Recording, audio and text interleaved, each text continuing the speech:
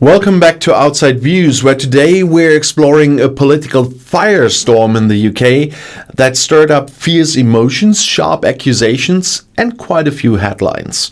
And even if you're not British, this story matters because it's about trust, transparency, and how leaders handle sensitive issues like gender identity.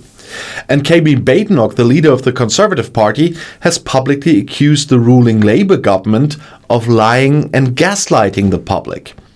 Her comments follow a major Supreme Court ruling that defines the term woman in the Equality Act as a biological female.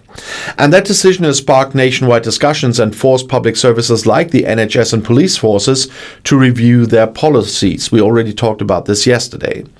And Labour responded by saying the ruling provides clarity.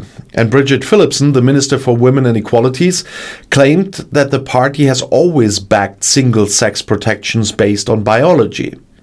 But Badenoch isn't buying it. She hit back fast, accusing Labour of rewriting history. She called their new position dishonest and misleading, pointing to past statements where Labour appeared to support gender self-ID policies. And she especially criticized Phillipson and Labour leader Keir Starmer, saying they previously supported measures that would have opened women's spaces to biological men. And Badenoch also drew attention to Scottish Labour leader Anas Sarwar, who backed a controversial self-ID bill in Scotland. And she called it bonkers and claimed Labour was betraying women's rights for political convenience.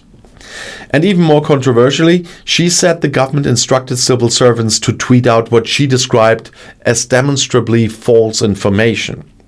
In her view, Labour is pretending they never supported policies that have now been legally challenged. And supporters of Badenoch argue her stance has been consistent from the beginning. They say she stood up for the definition of womanhood based on biology, even when it was politically unpopular.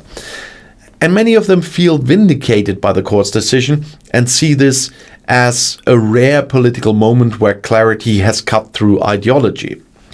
And critics of Labour, even outside the Conservative Party, suggest the government is trying to do some damage control here. Some say this is less about gender policy and more about political branding, a rapid attempt to align with public sentiment now that the court has ruled. But Labour denies this. They maintain that their interpretation of the Equality Act has always matched the court's definition, even if their rhetoric in the past suggested otherwise. And Phillipson insists that Labour remains committed to both single-sex protections and equality for trans people. And this controversy, though UK-based, reflects global challenges around gender identity and political accountability. How do democratic societies manage evolving social norms while maintaining legal consistency? And can parties shift their messaging without appearing to deceive the public? Around the world, these debates are playing out in similar fashion in legislatures, courtrooms, and social media feeds.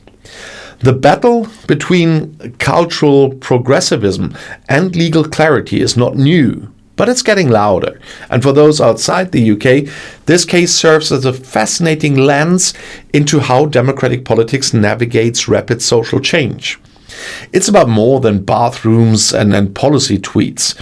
It's about trust, legacy, and who gets to control the narrative. But expect more clashes, more commentary, and more scrutiny of past records.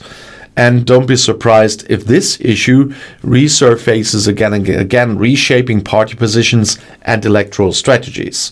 So thanks for watching, and if you found today's episode insightful, don't forget to like, subscribe, and ring the bell. This is Outside Views, bringing you a more global perspective on the UK's most intense political moments. See you next time, and the next video is right here in the end screen.